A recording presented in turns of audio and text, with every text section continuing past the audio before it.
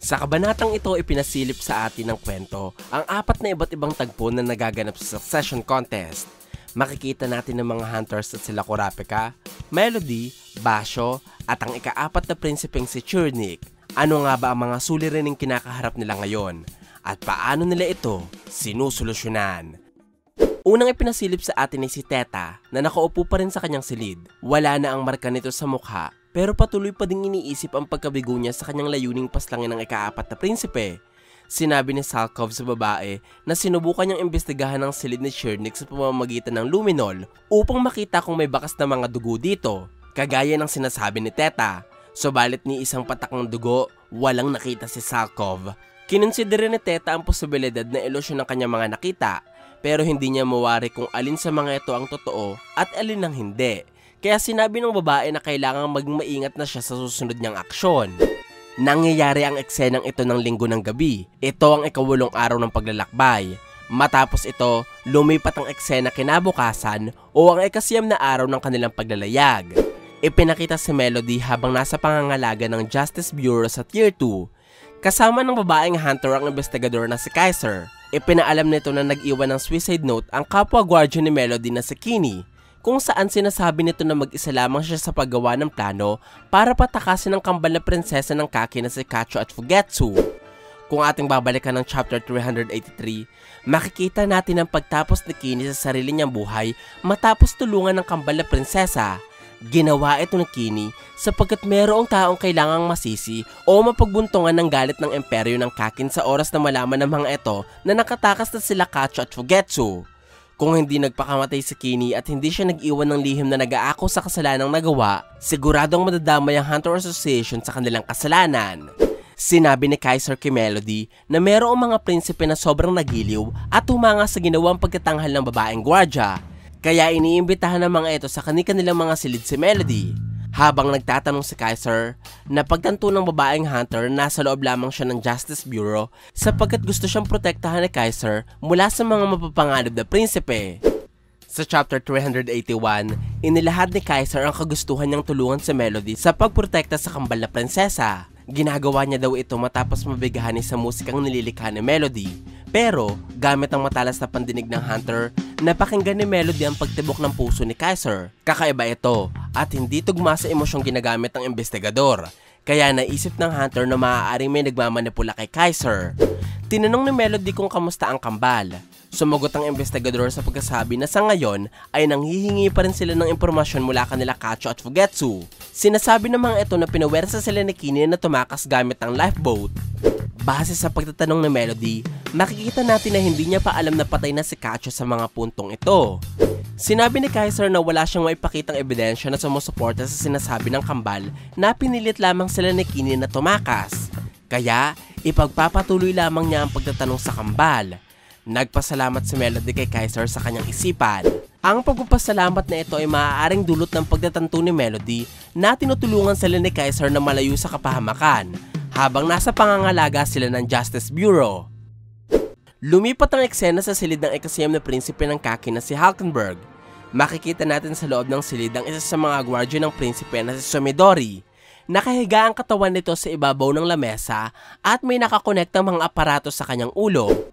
Matatandaan na sa chapter 282, nagawa ng ikasiyam na prinsipeng pukawin ang kakayahan niya sa paggamit ng Nine Ability. Ang kakayahang ito ang tumulong kay Hulkenberg na mailipat ang kaluluwa ni Sumidori patungo sa katawan ng sundalo na si Shikaku. Nagdulot ito para mawalan ng malay ang katawan ni Sumidori. Sinabi ng guardian na ngayong nasa loob siya ng katawan ni Shikaku, hindi siya nakakaramdam ng kahit na anong kakaiba. Tinanong ng isa sa mga guardian ng prinsipe na kung ang kaluluwa ni Sumidori ay napunta sa katawan ni Shikaku, nasa na ngayon ang kaluluwa ng sundalo? Inisa-isa ni Hulkenberg ang mga posibilidad. Una, maaaring wala na ang kaluluwa ng Shikaku dahil namatay na ito. Pangalawa, maaaring nasa katawan ni Sumidori. Pangatlo, maaaring ang kaluluwa nito ay nanatili sa kanyang sariling katawan kasama ang kaluluwa ni Sumidori. At ang pang-apat ay maaaring ang kaluluwa ni Shikaku ay nasa ibang lugar na. Hindi sigurado si Hulkenberg sa eksaktong paraan kung paano nila malalaman kung anong nangyari sa kaluluwa ni Shikaku. Ganun pa man, nakatitiyak ang prinsipe na magagamit niya ang kanyang abilidad para manalo sa Succession Contest. Matatandaan na si Halkenberg ay tutol sa pagpapatayan nilang magkakapatid.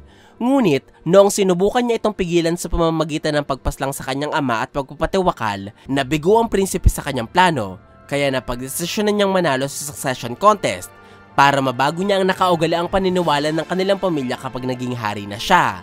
Sinabi ni Halkenberg sa kanyang mga tauhan ng kanyang plano. Hindi ipinakita ng istorya kung anong eksaktong binabalak ng ikasiyam na prinsipe, pero pagkatapos niyang ibahagi ito sa kanyang mga gwardya, ipinunto ni Halkenberg na hindi siya sigurado kung posible nga ba ang kanyang plano, sapagkat hindi niya alam kung paano gumagana ang Nen. Pero nakiusap siya kay Sumidori na ngayon ay nasa katawan pa rin ni Shikaku na kung pwede ba niyang gawin ang isang mahalagang aksyon para maintindihan nila ang kanyang Nen ability. Pumayag si Sumidori at nagpasalamat naman si Halkenberg. Si Halkenberg ang isa sa mga anak ng hari na hindi nagkaroon ng tauhan na marunong sa Nen. Kaya ang mga impormasyon na alam nila ukol sa kapangyarihan ay tinatanong lamang nila mula kay Kurapika na sa ngayon ay nagsasagawa ng Nen training para sa mga tagapaglingkod ng mga prinsipe. Lumipat ang eksena sa silid ng ikapitong prinsipe na si Lazarus. Nanunood ito ng palabas sa kanyang telebisyon hanggang sa naramdaman ng kanyang gwardya ni si Basho ang malakas na puwersa ng aura na nanggagaling sa silid ni Halkenberg. Maya-maya, tumunog ang doorbell ng kanilang silid at gamit ang intercom, nakita ng mga gwardya ng ikapitong prinsipe si Shikaku.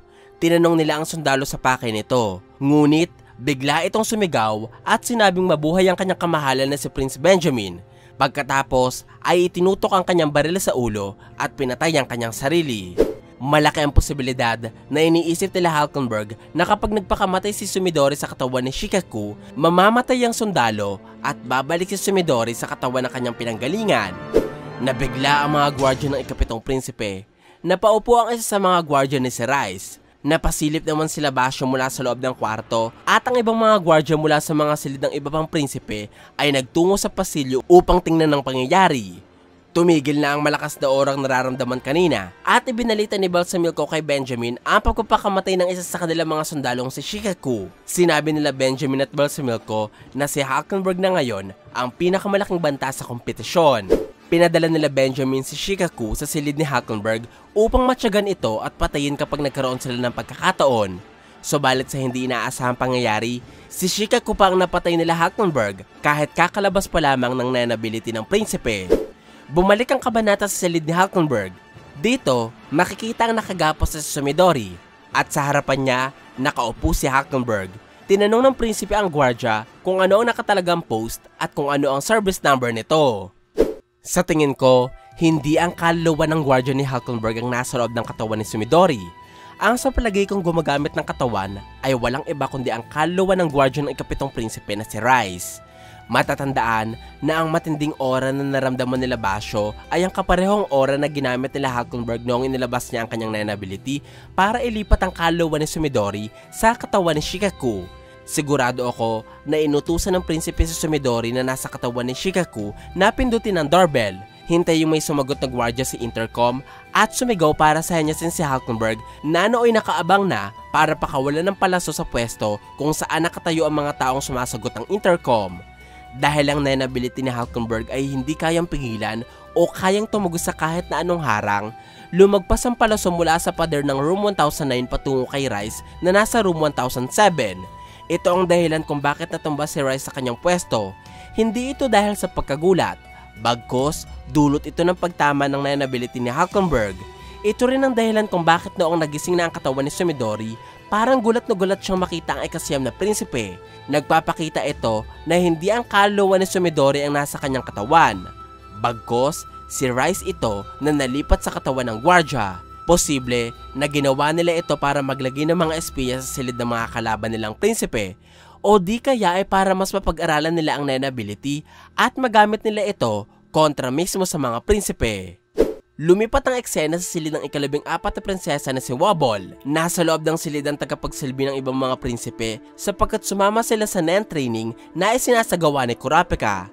Naramdaman din nila Kurapika at Bill ang napakatinding aura pero hindi nila alam kung sino ang nagsasagawa nito. Kaya hinulaan na lamang ni Bill na maaaring ang aura ay nagbumula sa silid ng ikasiyam, ikapito o ika-5 prinsipe. Ang mga Nen users lamang na kagaya nila Kurapika at Bill ang nakakaramdam ng matinding pwersa ng Nen. Ito ang dahilan kaya walang reaksyon ng ibang mga tao sa silid. Tinanong ni Sakata kung gaano kadelikado sa tingin nila ang nararamdaman nilang Nen. Kinwestiyon niya ito sapagkat isa si Sakata sa mga gwardyang hindi marunong gumamit ng kapangyarihan. Sinubukan siyang sagutin ni Kurapika sa pagkasabi na base sa kung paano biglang bumugso at agad na naglaho ang malakas na puwersa ng Nen, malaki ang posibilidad na isa itong atake mula sa mga emitter o mga ataking meron ding kakayahang tumagos sa mga harang. Kung ating iisipin ng maigi ang huling pahayag ni Kurapika, makikita natin na parang sinusuportahan nito ang teorya ko kanina na nagsasabing pinatagos ni Halkenberg sa pader ang kanyang palusong gawa sa Nen. Nakaramdam ng pagkatakot si Kurapika sa malakas na orang nabuo kanina sapagkat bukod sa hindi nila alam kung saan ito nagmula, hindi din tiyak ang hunter sa kung sino ang tinatarget ng orang na ito. Habang iniisip ito ni Kurapika, pinaalala ni Sakata na 1 linggo na lamang ang natitira bago ang 2 linggong pangako ni Kurapika sa pagkatuto ng Nen ng mga tagapagsilbi. Nakakaramdam na din ng pagod ang mga ito at nagdududa na kung gagana ba talaga ang training ni Kurapika. May 2 paraan upang magkaroon ng kakayahan sa paggamit ng Nen. Una ay sa tulong ng meditation at ang pangalawa ay ang initiation. Sinabi ni Kurapika na matututo sa paggamit ng Nen ng mga tagapagsilbi sa loob ng 2 linggo. Kaya malaki ang posibilidad na pupwersahin ni Kurapika ang buksan ng aura nodes ng kanyang mga estudyante sa pamamagitan ng Nen initiation. Nagdesisyon si Kurapika na magtungo na sa susunod na level ng training bukas at bilang paghahanda, tinipon ng hunter sa kanyang paligid ang mga tagapagsilbi upang ipakilala sa mga ito ang water divination. Ito ang isa sa pinakasikat na paraan upang malaman ang uri ng Nen na tinatagli ng isang individual. Sa pamamagitan ng isang basong tubig at isang dahon, nagawa ng Nen ni Kurapika na baguhin ang kulay ng tubig at napaikot niya rin ang dahon sa ibabaw. Nangangahulugan na isa siyang specialist.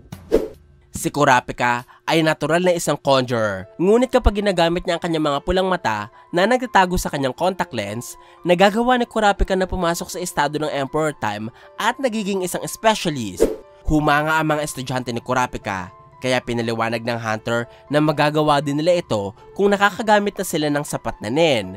Tinawag ni Kurapika si Ladulus, ang tagapagsilbi ng ika-11 prinsesa. Pagkatapos ay pinuri niya ang maliit na babae dahil sa nakakagawa na ito ng sapat na aura upang magsagawa ng water divination. Ang pagpuri ni Kurapika sa isang babae, mukhang inosente at parang mahinang nilalang na kagaya ni Ladulus ay isang paraan upang ipakita na ang Nen ay hindi nababasa sa pisikal na lakas o sa kasarian. Magdudulot para magsanay pa ng mas maigi ang mga gwardyang kasabayan ni Ladulus. Napansin din ni Bobby Mina ang estratehiyang ito. Sinabi ni Kurapika na hindi nila maaaring basta-basta ipaalam sa kahit na sino ang kanilang mga Nen types, kaya isasagawa nila ang water divination sa loob ng silid at tanging si Kurapika at Bill lamang ang makakakita ng uri ng Nen na meron ng bawat isa sa kanila. Dapat kong banggitin na hindi lamang sila Kurapika at Bill ang marunong sa paggamit ng Nen na nasa silid. Nagtatagli din ng kakayahan ng Nen ang mga sundalo na ipinadala ni Benjamin. Ito ay sila Bobby Mina at si Furikov. Isa sila sa mga rason kung bakit itinago ni Kurapika na isa siyang conjurer at ipinakita na isa siyang specialist, sapagkat ang klase ng Nen user na ito ay mayroong mga abilidad na hindi madaling mahulaan. Kinontra ng gwardiya ni si Satobi ang kagustuhan ni Kurapika. Sinabi ng gwardiya ng ika-7 prinsipe na hindi nila malalaman kung water divination nga ba ang gagawin nila kapag sa loob ng silid ito ay sinagawa ni Kurapika. Sinagot siya ng hunter sa pagkasabi na gagawin nila ang water divination sa ibang paraan na nangangailangan ng kakayahan niya at ni Bill, sapagkat makakatulong ito para matuto ang lahat sa paggamit ng Nen sa loob lamang ng 2 linggo. Idinagdag din ni Kurapika na ang magiging kaalaman niya sa Nen types ng bawat estudyante niya ay isa lamang kabayaran para sa kanyang pagtuturo. Wala ding dapat ipag-alala ang mga tagapagsilbi, sapagkat ang rason lamang naman kaya nagsasagawa ng training si Kurapika ay upang maging patas ang succession contest at magkaroon ng laban ng bawat isa pagdating sa Nen. Bilang pagtatapos, sinabi ni Kurapika na kung hindi sang-ayon ng kanyang mga estudyante sa paraan na pinili niya, maaari nang itigil ang mga ito ang pagdalo sa training. Tama si Kurapika dahil kung tutuusin, mas makikinabang ang ibang mga prinsipe at ang mga tagapaglingkod nila sa pagkasani na pinapangunahan ng hunter kaysa sa benepisyong na idulot nito kanila Kurapika. Lumipat ang eksena sa ika-4 na prinsipe ng Kake na si Chair ni Koiguru. Nagasanay pa rin ito sa paggamit ng Nen, pero hindi niya nakasama si Teta sa pagkakataong ito. Bagkus, sinusubaybayan siya ni Salkov. Hindi makapaniwala ang gwardiya na sa loob ng isang linggo, nasa pag-aaral na agad ng 4 na pangunahing prinsipyo ng Nen si Chirnik. Sinabi ng prinsipe kay Salkov, nasa ngayon ay sinasanay na niya ang kanyang sarili para maging mabilis sa pag-activate ng Zetsu. At kapag nagawa ni Chirnik na magamit agad ang kakayahan sa loob ng 1 segundo, magi-sparring sila ni Salkov. Matatandaan na ang Nen ability ni Chirnik ay nagawa niyang mapagana sa chapter 385 habang nasa estado ng Zetsu. Hindi siya ganun kabilis sa paggamit ng Zetsu bilang baguhan pa lamang. Pero ang pagkasanay niya para mapabilis ang paggamit sa Zetsu ay nagpapakita na alam ni Chirnik na ang prinsipyong ito ang susi para magamit niya ang kanyang Nen ability. Nag-alala si Salkov sa bilis ng pagkatuto ni Chirnik sa Nen at wala na silang magagawa para mapabagal ito. Maya-maya, nagsalita muli si Chirnik sa pagkasabi na nagkaroon na siya ng pagbabagong loob, sapagkat nagagandahan na siya ngayon sa mga babaeng gumagamit ng 2 mukha. Ang sinabing ito ni Chirnik ay nagpapatungkol sa pagiging traidor ni Teta. Alam ng prinsipe na sinubukan siya nitong paslangin, at dahil sa aksyon ng babae, siguradong makakatanggap si Teta ng malupit na kaparusahan mula kay Chirnik. Sa susunod na video, ipapakita na ng kwento kung paano nagawa ni Chirnik na malaman ang pagtatraidor ni Teta, kung paano siya nakaligtas sa tangkang kamatayan, at kung paano gumagana ang kanyang kapangyarihan. Abangan nyo ang susunod na video sapagkat masasaksihan nyo ang isang Nen ability na kayang tumalo sa mga pinakamakapangyarihang abilidad ng kwento.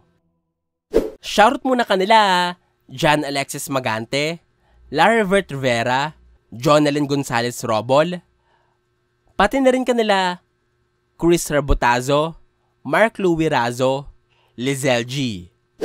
Ito po ang chapter 47 ng Dark Continent at Succession Contest Arc. Sana po ay nagustuhan nyo ang aking paliwanag. Kung may mga katanungan pa kayo o gustong idagdag ay huwag po kayong mahihiyang mag-iwan ng komento sa ibaba. Maraming salamat po sa panonood ng aking videos. Ako po si J.E. Hanggang sa muli!